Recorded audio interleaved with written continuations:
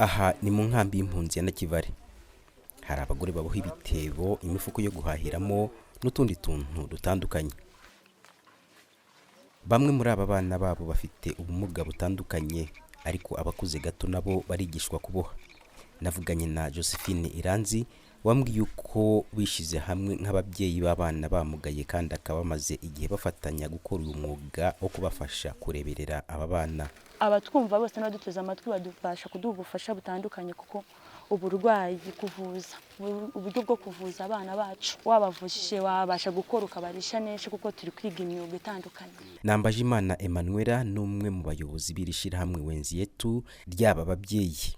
Akomeza asobanura uburyo ubuzima muri rusange bumeze ku bana bamugaye b'impunzi ndetse n'icyo bakeneye kubaho mu buzima busanzwe. Impamvu twatangiye irishira hamwe, ababyeyi bari bigunze cyane, umwe aba mu rugo kuwe n'umwana umugaye n'undi aba mu rugo kuwe n'umwana umugaye. Ubusanzwe Wenzetu nta nubwo ari n'ishyira hamwe, ahubwo ni umuryango. Ni umuryango kuko Wenzetu ni umuryango urebye w'abantu bagera kuri 4, kuko ni umwana umugaye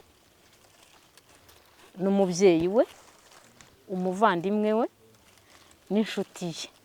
Kuko urya mwana umugaye arashobora kugira inshuti, nawe ubwawe ushobora kuba ukunda umwana umugaye wakaza muri Wenzetu tukakwakira. Urumva rero ntabwo ari ishyira hamwe, ahubwo ni umuryango. Anasobanura kandi uburyo abana babo bahezwa n'abandi bantu. Ku mubyeyi ufite umwana umugaye ibyo biba ari ibindi, ndetse biba ari ibintu biteye agahinda n'umubabaro. Cyane ko usanga nk'ababajejwe nta nicyo biba bibabwiye, ahubwo babifata nk'aho kuba warabyaye umwana umugaye wenda ari nk'icyaha wakoze, ukaba uri nko mu gihano. Usanga rero bamwe bari mu buryo bugoye, bamwe bimirwa, hari nk'aho udashobora kwicara ufite umwana umugaye. Urugero nk'abafite abana cyane cyane barwara epilepsy cyangwa se igicuri, usanga uwo mwana ntashobora gukina n'abandi bana, urwo rugo nta wundi mwana ushobora kuzamo, kuko baba bavuga ngo arashobora kubanduza.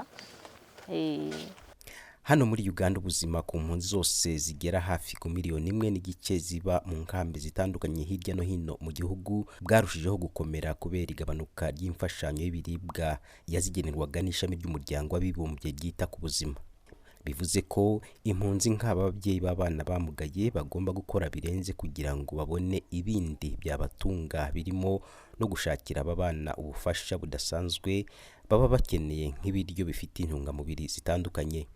Maze kubyara uriya mwana, amaze kugera amezi 6 papa we yarapfuye. Gumaho nawe nyine ngenda gukora ahantu bubyizi bakampa ibyo kurya, tugumaho. Yezo ndimva ndavuga ati ku mwana wanjye ndebe ko namuvuza. Njye mujyana hano hakurya Nyarugugu, banyohereza Mbarara nagera bakamupima ibiro ntibagire umuti bampa. Buri wa gatatu nkahora ndi Mbarara. Birangira ageze imyaka 2 atari yagenda, tangira kunjyana ahantu bita Ruharo muri Mbarara. Ubwo niko nyine nazunguzaga ubuzima, ngenda gukora muri Somali, kumesa imyenda cyangwa gukubura cyangwa gukoropa. Ariko ubwo nyine nafataga nari no kuri Mupokero. Birangira rero ejo bundi ubwo nyine ndimo ndihutisha, imodoka icaho iravuga ngo abantu bakuye ku mafaranga, uwumva afite ikibazo agiye gutekarama. Ndagenda njyanye kadi barebeshejemo, byari mu kwa 6. Barambwira ngo mu kwa 7 ntabwo uzafata. Uwabimbwiye narahagaze ndamurera gutya, nimo ndumva ikintu ngiye gukora numva birancanze, amarira aragwa. Ndihanagwa mutega intoki gutya, amereza kadi yanjye, ndataha. Ngenda nicara mu nzu, iyo nzu mbamo ntabwo nari yanjye n'umusigiti wampaye. Si abagore gusa bahangayikishijwe n'iki kibazo. Uyu mugabo w'umukongomani arera abana 2 ku giti cye. HCR ivuga ko ku mpunzi zirenga 180 ziri muri iyi nkambi ya Nakivale, 77% ari abagore n'abana. Abana barenga gato 50% by'abaturage bose, kandi abenshi n'abana b'abakobwa. Ignatius Bahizi, Ijwi ry'Amerika, Uganda.